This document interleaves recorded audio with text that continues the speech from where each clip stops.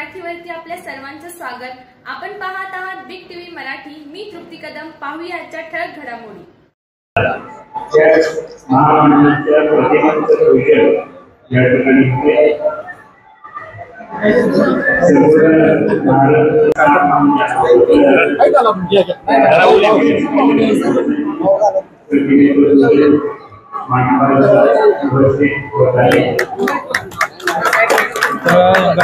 गडबड करू नका, गडबड करू नका। त्यांच्या हातात आटपतो घ्या, लय वेळ झाला। कोणा एखाद्या होते टेंगरे घ्या, ते कुठेतरी लावून घ्या, त्यांच्याकडे द्या, लावतो टेंगरेंकडे द्या, व्हॉट्सअप द्या।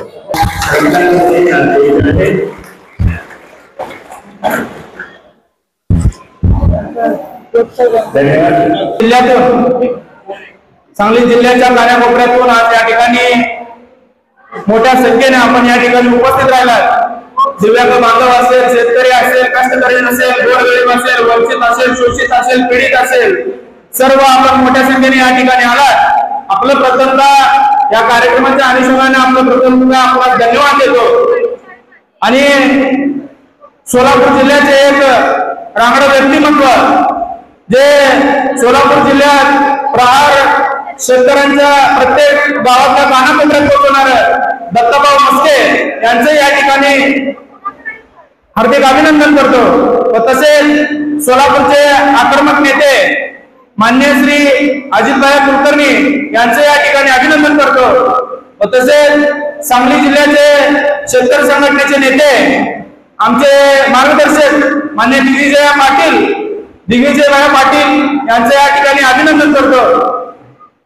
व दिव्यांग संघटनेचे महाराष्ट्र राज्याचे संपर्क प्रमुख मानचे या ठिकाणी अभिनंदन करतो। तसेच सांगली जिल्ह्यात दिव्यांग संघटना अध्यक्ष मान्य रामदास कोळी साहेब व तसेच प्रमुख मंचावर उपस्थित असणारे गोरख वानखेडे साहेब असतील, रणजितभाऊ माने असतील, सर्व कार्यक्रमाला उशीर झाल्याने सर्व प्रमुख मंडळी मंचावर व्यासपीठावर उपस्थित असणारे या सर्वांचे या ठिकाणी अभिनंदन करतो व कार्यक्रमाला सुरुवात करावी। मी आपले जे बांधव आहेत त्यांना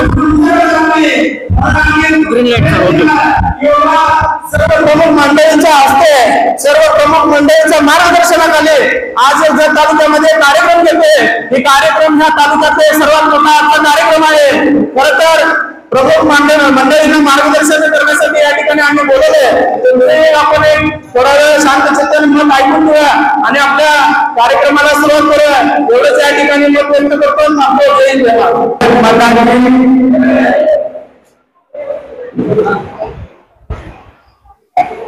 आज इथं जत तालुक्याचे विधानसभा संपर्क तालुका अध्यक्ष माननीय सुनील बागरे साहेबांनी आज इथं जत तालुक्यातील दिव्यांग शेतकरी विधवा महिलांचा जो मेळावा ठेवलेला आहे, या मेळाव्यासाठी उपस्थित असलेले आता खूपच वेळ झालेला आहे, यासाठी मी सन्माननीय व्यासपीठ आणि माझ्या समोर बसलेल्या बंधू आणि भगिनींनो, माझ्या दिव्यांग बांधवांनो, आपल्याला एकच सांगायचं होतं, या महाराष्ट्रामध्ये नव्हे देशामध्ये या 288 आमदारांमध्ये या महाराष्ट्रातील दिव्यांगांचे शेतकऱ्यांचे हृदय सम्राट माननीय ओमप्रकाश साहेबांच्या अध्यक्षतेखाली, नेतृत्वाखाली या महाराष्ट्रामध्ये 2013 पासूनचे प्रहारचे जे वारा आहे या महाराष्ट्रामध्ये, विदर्भामध्ये संपूर्ण महाराष्ट्रात गोरगरिबांच्या मागण्यासाठी तळमळ करत असलेले आपले मंत्री ओमप्रकाश साहेबांनी या महाराष्ट्रामध्ये आता येणाऱ्या लोकसभेमध्ये एक नवीन महाशक्ती स्थापन केलेली आहे। त्याच महाशक्तीच्या कार्यक्रमाला आज आपल्या सांगली जिल्ह्यातून सुरुवात होत आहे। मला शेतकरी बांधवांना आणि दिव्यांग बंधू आणि भगिनींना एवढंच सांगायचं आहे की या 288 आमदारांना मला एकच प्रश्न विचारायचा आहे। या महाराष्ट्रामध्ये बच्चू कडूंनी जवळजवळ 2013 पासून 125 शासन निर्णय काढले। नागपूरच्या हिवाळी अधिवेशनामध्ये, मुंबईच्या अधिवेशनामध्ये या दिव्यांगांसाठी, शेतकऱ्यांसाठी, महिलांसाठी तिरकीने प्रश्न मांडले, GR काढले। पण या हरामखोर शासनाला आता आम्हाला शिवाय द्यायची वेळ आली आहे, कारण यांनी फक्त कागदावर शासन निर्णय काढलेले आहे। या शासनाला आपल्याला इथून पुढे प्रहारच्या माध्यमातून आणि या महाशक्तीच्या माध्यमातून या महाराष्ट्रातल्या 288 आमदारांना आपल्याला धडा शिकवायचा आहे। प्रहार काय आहे या महाराष्ट्रामध्ये या पुढच्या 2025च्या विधानसभामध्ये आपल्याला दाखवून द्यायचं आहे। आपल्या जत तालुक्यामध्ये जे सुनील बागडे हे माझे जवळचे मित्र आहेत, परंतु त्यांनी जो जत तालुक्यामध्ये प्रहारचा जो कार्यकर्ता मी महाराष्ट्रामध्ये बघतोय, परंतु सुनील बागडे साहेबांचं काम खूप म्हणजे खूप या जत तालुक्यामध्ये मोठ्या प्रमाणात चालू आहे। त्यांनी दिव्यांगांच्या घरोघरी जाऊन, शेतकऱ्यांच्या घरोघरी जाऊन हा प्रश्न ते पोट तिडकीने सोडवत आहे। यासाठी मला भावना देखील आणि आमचे सोलापूरचे जिल्हाध्यक्ष आणि आलेले सर्व पदाधिकाऱ्यांना मी एक विनंती करतो, मी देखील भावना सांगणार आहे। सुनील बागडे साहेबांना सांगलीचे जिल्हा प्रमुख करावे अशी माझी एक विनंती आहे पक्षामधून, कारण त्यांचं काम तेवढंच मोठं आहे। कारण मी जरी मुंबईचा असलो, या जत तालुक्यातला मी, माझा जन्म या जत तालुक्यात बोंडलेवाडीमध्ये झालेला आहे। माझा जन्म इकडे असला तर माझी जन्मभूमी जत आहे, कर्मभूमी आता सध्या मुंबईमध्ये असतो। परंतु इथून पुढे माझ्या दिव्यांग बांधवांना आणि शेतकरी बांधवांना एकच सांगायचं आहे की या लढ्याला कुणीही मागे हटू नका।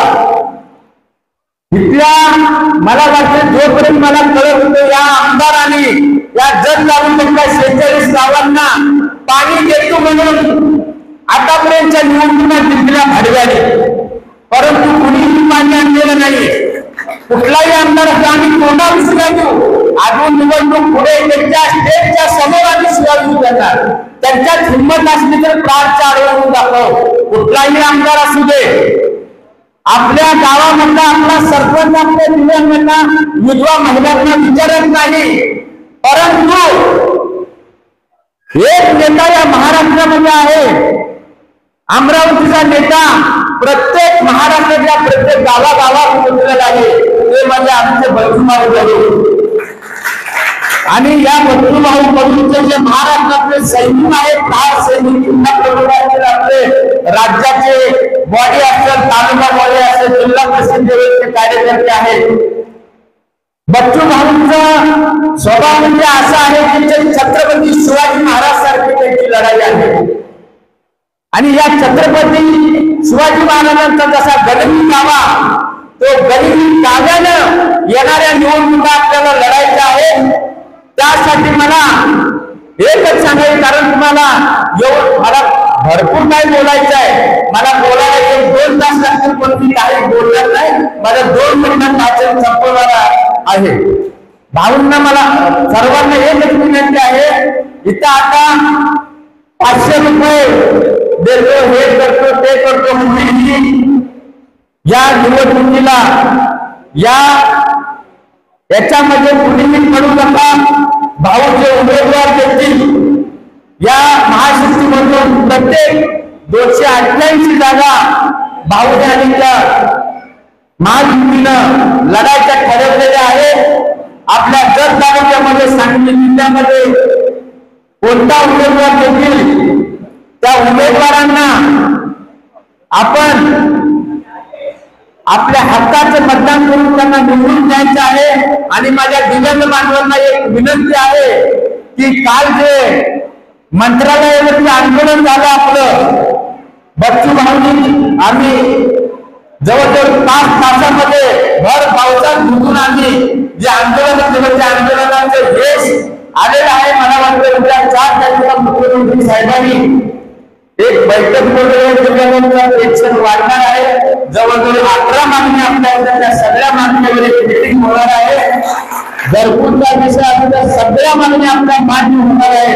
त्यामुळे कोणीही बंधू भगिनींना एक विनंती आहे, एक 2 ते 3 दिवस आपण वेळ काढा आणि जे 2 महिन्याची पेन्शन थांबलेली होती त्याचा GR कार्ड निघालेला आहे आणि सर्वांची 2 महिन्याची राहिलेली 3 महिन्याची राहिलेली पेन्शन आता उद्यापासून आजपासून ती आपल्या अकाउंटवर येणार आहे। एवढं भाषण बोलून माझं 2 शब्द संपवतो। जय हिंद, जय महाराष्ट्र। तुमचा निरोप पोहोचला असं दत्ताभाऊंच्या माध्यमातून सांगतो। दत्ताभाऊंनी हा निरोप आत्ताच भाऊंना फोन करून सांगावा, कारण बागडे साहेब, सुनील बागडे साहेबांची ही जी गर्दी आहे याच्यातूनच आपल्याला दिसतं की बाबा हा लढवय्या नेता आहे। जसं छत्रपती शिवाजी महाराजांनी मूठभर मावळे घेऊन हिंदवी स्वराज्याची स्थापना केली, त्या पद्धतीने जत तालुक्यातील आजूबाजूच्या गावचे असतील, अपंग असतील, शेतकरी असतील, दिनदुबळे कष्टकरी लोक असतील, त्यांना हे घेऊन आज हे यांनी खरं तर एखादा आमदाराला आगवाल असा हा कार्यक्रम घेतलेला आहे। त्यांच्यासाठी पहिल्यांदा टाळ्या वाजवा। कार्यक्रम घ्यायचा म्हणजे कुठून तर पैसे घ्यायचे, कुठून तर कार्यक्रम करायचा, पण यांनी स्वकष्टाने स्वतःच्या खर्चातून हा जो कार्यक्रम उभा केलेला आहे, दिव्यांगांसाठी असतील, दिव्यांग महिला भगिनी भरपूर दिसत आहेत, शेतकरी असतील, कामगार असतील, यांच्यासाठी खरंच जत तालुक्याच्या वतीने आजूबाजूच्या आत्ताच सांगितलं 24 का किती गावाचा पाणी प्रश्न आहे। या आरामखोर आमदारांना इथनं विचारायला पाहिजे, कोण आहे आमदार इथला, त्याला विचारायला पाहिजे शहरला धरून की बाबा आजपर्यंत आमच्या पाण्याचा प्रश्न का मिटला नाही, आम्हाला पाणी का आलं नाही, शेतकरी आत्महत्या का होते, शेतकरीला वेगळीच का धरलं जाते, कामगारांना किमान वेतन नाही, अशा या सगळ्या गोष्टींसाठी मी तर म्हणतो सुनील भाऊ तुम्ही एक मोठे आमदार खासदार कोण असतील याच्या घरावर एक मोठं आंदोलन नावा चालू प्रस्थापित जे आहेत, आम्ही 100% त्याचे कपडे उतरल्याशिवाय राहणार नाही या माध्यमातून तुम्हाला सांगू इच्छितो। खरं तर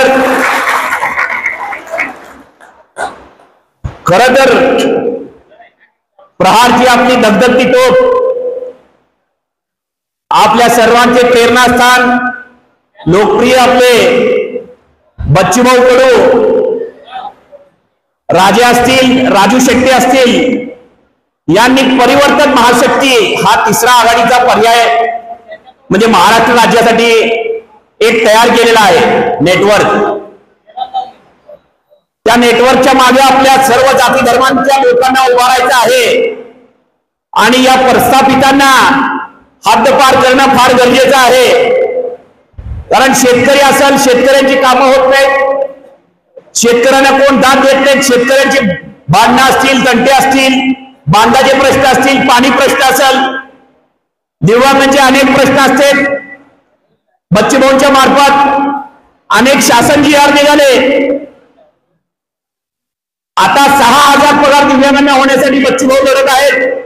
आपला नेता 5 तासच्या दिवशी पावसात बसलेला होता, जे पाय सुजलेले होते अक्षरशः, जवळजवळ 350 गुन्हे त्या माणसावर आहेत तुमच्या आमच्यासाठी लढणारा।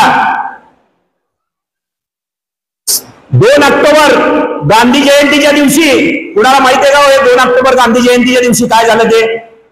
एक इतिहास रचला बच्चूभाऊंनी, तो मी आपल्या समोर सांगतो।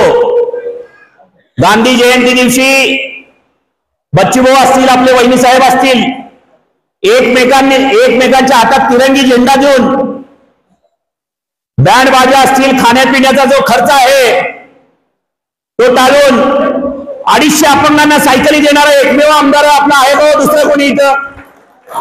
महाराष्ट्र राज्यात 288 पैकी एकही आमदार मला दाखवा 150 वेळा रक्तदान केलं, केलं का हो कोणी? अहो हे स्वतःचे नातेवाईक जरी बेडवर असतील तर माझं रक्त चालत नाही म्हणणारी अवलादही. मग या प्रस्थापितांना जी आपण तिसरी आघाडी केलेली आहे, महाशक्ती निर्माण केलेली आहे, परिवर्तन महाशक्ती, त्या मेळाव्याला आमची सगळी सोलापूरची टीम, आजूबाजूची सर्व टीम, सुनीलजी तुम्हाला सांगतो, हा जो तिसरा पर्याय जो दिलेला आहे, हा तिसरा पर्याय महाराष्ट्र राज्यासाठी योग्य आहे. आता अजितदादांनी परवा बोललं की बाबा दिव्यांगांना काहीतरी, दिव्यांगाचे सर्व काल पेपरला का मी कुठेतरी बातमी वाचली. अहो अजितदादा मला सांगा, तुम्हाला काकांनी किती वेळा आमदार केले, किती वेळा खासदार केले, किती मंत्री केले, किती वेळा उपमुख्यमंत्री झाले? बास करायची आता, सोडा ना राजकारण. कशाला करताय झंझट? दुसरे द्या ना. आपल्या पत्नीला तुम्ही उभा केलं आणि लाडकी बहीण काढली, लाडका भाऊ काढला, मग लाडका शेतकरी का काढत नाही, लाडका दिव्यांग का नाही? मग तुम्हाला जर दिव्यांगाने एखादं पत्र द्यायला लागलं तर तुम्हाला राग यायची गरज काय? तुम्ही लोकप्रतिनिधी आहे, तुम्ही झक मारलीच पाहिजे तिथं. तुम्ही महाराष्ट्र राज्याचे उपमुख्यमंत्री आहात. आमचा लोकप्रतिनिधी म्हणून, आमचे उपमुख्यमंत्री म्हणून महाराष्ट्रातून निवेदन तुम्हाला येणार आणि ते स्वीकारावेच लागणार तुम्हाला. तुम्ही अपंगांना, दिव्यांगांना म्हणताय की बाबा मी काय खुरपायला जाऊ का म्हणून. आयुष्यात कधी तुमच्या बाप दादांनी खुरपलं का हो? अहो ज्यांनी तुम्हाला खुरपणं वगैरे हे करून सगळं करून मोठं केलं, त्या काकाला तुम्ही सोडलं. मग कसा बरं तुमच्या जनतेवरी तुमच्यावर विश्वास ठेवायचा? या सगळ्या गोष्टी आहेत, अजून भरपूर जण बोलणार आहेत. शेतकरी असतील, यांच्या मागे उभारणं फार गरजेचे आहे, असे तळागाळातील सांगा. खरं तर या महाराष्ट्र राज्याला 288 पैकी एकच भारी आमचा बच्चू भाऊ. हा माणूस असा डॅशिंग असताना सुद्धा यांना आंदोलन करावं लागतं, म्हणजे हे किती गेंड्याच्या कातडीची अवलाद आहे बघा. मग यांना काय करायचं? यांची जागा दाखवायची प्रस्थापितांची. परिवर्तन महाशक्ती आता निर्माण केलेली आहे, याच्यामध्ये मातब्बर आहेत आपले. या सगळ्यांनी जो निर्णय घेतलाय त्या निर्णयाला आपण मान्यता द्यायची, आपण त्या निर्णय मान्य करायचा. ते जे आमदार उभा करतील, तालुक्यात असतील किंवा जिल्ह्यात असतील, तर त्यांना मान देऊन, त्यांच्या विनंतीला मान देऊन आपण महाशक्ती, परिवर्तन महाशक्तीद्वारे अनेक आमदार निवडून आपल्याला विधानसभेत आपले प्रश्न मांडण्यासाठी पाठवायचे आहेत. तर जेणेकरून मी सर्व इथे जमलेल्यांना विनंती करतो, या आज आपण घरी गेल्यानंतर महेश भाऊ असतील, महेश भाऊ आमदारकीला उभा मिळत का मला माहित नाही, पण असे आमदार पाहिजेत हे मात्र मी या माध्यमातून माझ्या म्हणजे मनापासून सांगू शकतो. जेणेकरून एवढी जी शक्ती यांनी जमा केलेली आहे ती फार महत्वाची आहे. आज मला सांगा महेश भाऊ, कोणाच्या प्यायला दिल्याशिवाय कोणाच्या माणसं मागे येत नाहीत, पण हे तुमच्या विनंतीला मान्य देऊन, सुनील भाऊ, त्यांना मी खरंच मनापासून मानाचा मुजरा करतो. आणि जेणेकरून परिवर्तन महाशक्ती, राजेंनी सांगितलंय की कुठल्याही संघटनेचं वगैरे नाव घ्यायचं नाही, फक्त परिवर्तन महाशक्ती म्हणायचं. राजे म्हणजे शिवाजी महाराजांचे वंशज, त्यांना सॅल्यूट. त्यांनी सांगितल्याप्रमाणे आपल्याला सगळ्यांना एकत्र करून परिवर्तन महाशक्ती पुढे घेऊन जायची आहे. आज आपण गेल्या प्रत्येक आपल्या आजूबाजूला कोण असतील, आपले 10 जणांना 5 जणांना सांगायचंय की परिवर्तन महाशक्ती आपल्याला न्याय देऊ शकते. आतापर्यंत शिवसेना आली, शिवसेना सेकंड आली, राष्ट्रवादी सेकंड आली, हे काय आपल्याला आतापर्यंत न्याय देऊ शकलेलं नाही. कारण परवाच्या त्या दिव्यांगांनी जे एक पत्र द्यायला गेल्यावर त्यांनी सांगितलं की खुरपा घेऊन जाऊ म्हणून, त्यांच्या हातात खरंच खुरपा देऊन त्यांना शेतात पाठवूया आपण परिवर्तन महाशक्तीचा मार्ग जो आहे तो आपल्यासाठी मोकळा आहे. व परिवर्तन महाशक्तीच्या मागे आपण उभा राहावं ही विनंती करतो आणि मी इथंच थांबतो. जय हिंद. अभिवादन करतो. आज जत तालुक्यामध्ये या ठिकाणी दिव्यांग शेतकरी, शेतमजूर यांच्यासाठी जो आज कार्यक्रम घेतलेला आहे, या कार्यक्रमाला परिश्रम घेतलेले तुम्हा आम्हा सर्वांचे लाडके सुनील भाऊ बागडे, त्याचबरोबर या कार्यक्रमाला सोलापूर शहर जिल्ह्यातून आलेले सोलापूर जिल्ह्याचे डॅशिंग जिल्हाध्यक्ष दत्ताभाऊ मस्के पाटील, त्याचबरोबर 100 ते 100 किलोमीटर लांबून या ठिकाणी आलो. तर या ठिकाणी सांगितलं की दिव्यांगासाठी मोठा कार्यक्रम या ठिकाणी आयोजित केलाय. आणि अशा कार्यक्रमाला न जाणे म्हणजे हे काही योग्य नाही आहे. म्हणून आम्ही त्या ठिकाणाहून सोलापूरहून सकाळी निघालो आणि या ठिकाणी पोहोचलो आणि या ठिकाणी बघतो तर सुनील भाऊ चांगल्या प्रकारे या ठिकाणी नियोजन केला. कारण आज असा विषय आहे की या काँग्रेस, राष्ट्रवादी आणि भाजपच्या लोकांनी 70 वर्ष झालं आपल्याला पाण्यापासून वंचित ठेवलं की नाही. आवाज ते ऐकतात की नाही. पाणी येते का? पाणी येते का? महिना बघितलं येते का पाणी? 70 वर्ष झाला या नालायक लोकांनी पाणी सुद्धा देऊ शकले नाही. ते दिव्यांगांना आम्ही जागा दिली तर आम्ही काय उपटायचे का? आता तर तो उपटत बसलंच होतं ना. मग आतापर्यंत उपटलं नाही तर सकाळी लवकर उठून काय करत होता? याचा उत्तर अजित पवारने देणं गरजेचं आहे. आम्ही कुणाबद्दल बोलत नाही, पण दिव्यांगाबद्दल एखादा कोणी बोलला तर त्या हरामखोराला सोडत सुद्धा नाही. मित्रांनो, हे लक्षात ठेवा, प्रहारचं केंद्र बिंदू हे दिव्यांग आहेत आणि या दिव्यांगांसाठी जर तुम्ही चुकीच्या पद्धतीने बोलत असेल तर आम्ही तुम्हाला माफ करणार नाही. मित्रांनो, लक्षात घ्या. आणि तो तोच अजित पवार आहे त्या ठिकाणी सोलापूर जिल्ह्यातील शेतकरी असणारे प्रभाकर देशमुख उपोषणाला बसल्यानंतर तलावात पाणी नाही तर का मुकू म्हणणार होता आणि महाराष्ट्राची जनतेने असं म्हटलं की अजित पवारच वाहून गेला होता का नाही. तर ही व्यवस्था बदलायची. मित्रांनो, माझा आवाज येतो ना प्रत्येकापर्यंत? हात वर गेला कुणाकुणावर आवाज येतो? मी असेल, दत्ताभाऊ असेल, अजित भाऊ असेल, आमच्यावर 50 पेक्षा जास्ती गुन्हे आहेत. एखादा अधिकारी आणला, त्रास दिला तर आम्ही त्याला सोडल्याशिवाय राहत नाही. आम्ही विचार नाही करत की अधिकारी किती मोठा आहे. तर तुम्हाला सुद्धा सांगतो, या ठिकाणी मी ऐकलं की सुनील भाऊनी सुद्धा तहसीलदाराची काहीतरी गाडी जायला होती, फोडली होती. तर अशा प्रकारचे नेतृत्व तुमच्या आमच्या समोर उभं राहतं. मित्रांनो, लक्षात घ्या. आपल्याला या राज्यकर्त्यांनी काँग्रेस असेल किंवा भाजप असेल हे गंगाधर आणि शक्तिमान आहेत दोघं. 5 वर्ष हे सत्ते देतात लुबाडतात, 5 वर्ष ते सत्ते देतात लुबाडतात. म्हणजे राज्य लुबाडण्यासाठी यांना चावी भेटते ना 5-5 वर्ष, हे तुम्ही आम्ही देतो. मित्रांनो, हे लक्षात घ्या. आता राज्यामध्ये आमदार बच्चू कडू साहेब असतील, छत्रपती संभाजीराजे असतील, त्याचबरोबर राजू शेट्टी साहेब आणि त्यांच्या इतर सहकार्यांनी परिवर्तन महाशक्ती नावाने ज्यानं 3रा फलक उभं केलं. लक्षात घ्या.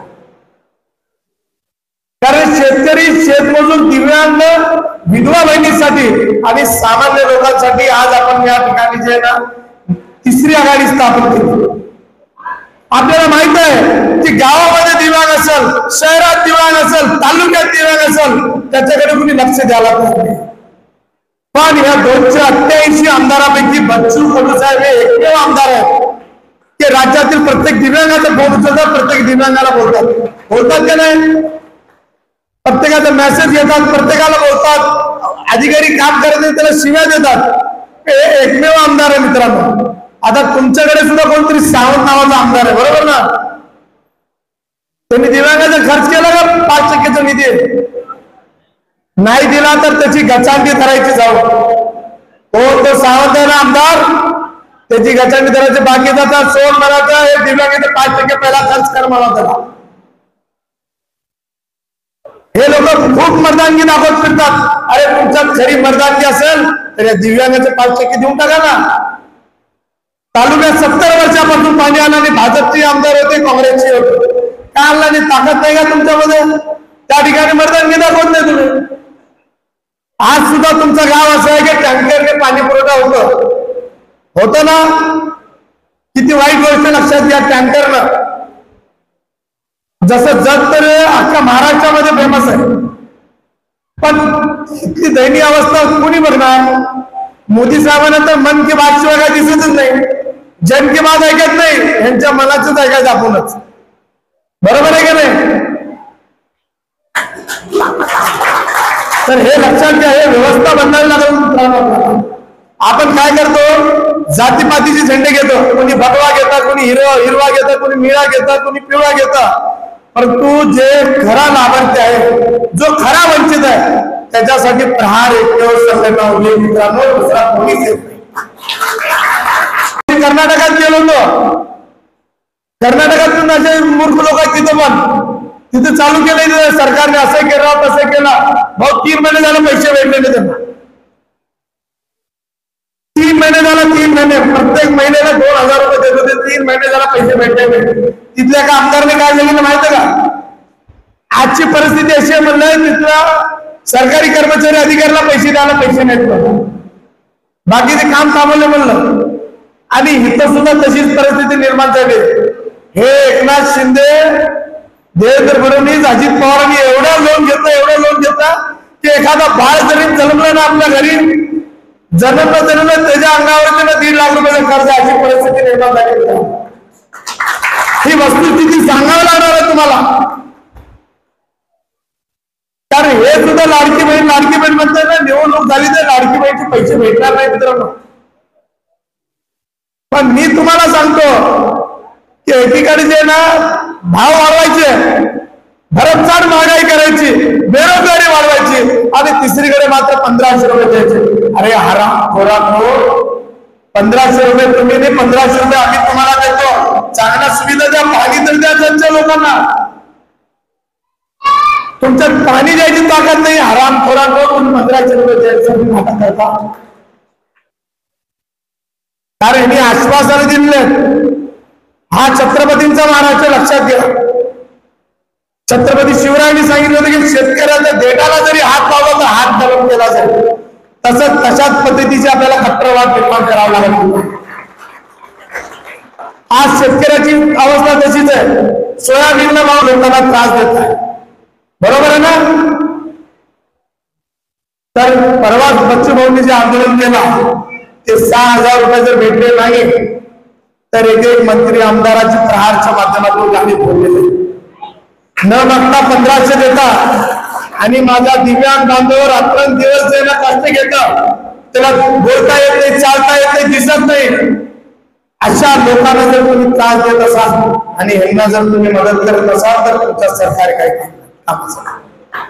नामर्दाचं सरकार म्हटलं तरी वावं ठरणार नाही मित्रांनो. सरकार मी तुम्हाला सुद्धा सांगतो की सुनील भाऊ सारखे असे काही लोक तुमच्या समोर उभे राहतील, पण जो सच्चा कार्यकर्ता असेल सुनील भाऊ सारखा, त्याच्या पाठीमागे आपण उभं राहिलं पाहिजे, त्याच्या सोबतीने राहायला पाहिजे, तर चांगला समाज, चांगला देश घडणार आहे मित्रांनो. जात पात मध्ये जाऊ नका. तसे 2-4 नालायकांना नाचायला ठेवले ना आपण, बरोबर आहे का नाही? तर आपण जातीपातीत जायचं नाही, आपण कामाच्या बाबतीत जायचं मित्रांनो. मी काय जास्ती बोलणार नाही. बरं, पाण्यावर बसली नसून ती गोरगरीब कष्टकरी शेतकरी मजूर यांच्या तळहातावर बसली आहे असं निक्षून सांगणारा माझा अण्णाभाऊ साठे, बोला पुंडलिक वर्देव हरी विठ्ठल म्हणत ज्यांना पहिल्यांदा दिल्लीच्या संसदेत मराठीत शपथ घेतली व दिल्लीची संसद दणाणून सोडली, तो माझा वाळवा तालुक्याचा ढाण्यावाग, सांगली जिल्ह्याचा ढाण्यावाग क्रांतिसिंह नाना पाटील यांना मी अभिवादन करतो. क्रांतिसिंहांचं जर जन्मगाव वाळवा असलं तर त्यांचं पालन पोषण हे जत तालुक्याने केलंय. त्यांचं पालन पोषण या जतच्या माळा रानाने केलंय, इथल्या दगडगोंड्याने केलंय, इथल्या कुसाळाने केलंय. क्रांतिसिंह जेव्हा वाळवा तालुक्यातून इंग्रज सरकारच्या तावडीतून सुटून जेव्हा पळून आले तेव्हा या जतच्या माळा रानाने त्यांना आसरा दिला. आणि याच क्रांतिसिंहांच्या विचारधारेनं महाराष्ट्रातील 288 आमदारांपैकी एकमेव आमदार जो पायाला घुंगरी बांधून कष्टकऱ्यांच्यासाठी, अपंगांच्यासाठी, दिव्यांगांच्यासाठी भांडत असेल तर तो आमचा नामदार बच्चूभाऊ कडू आहे.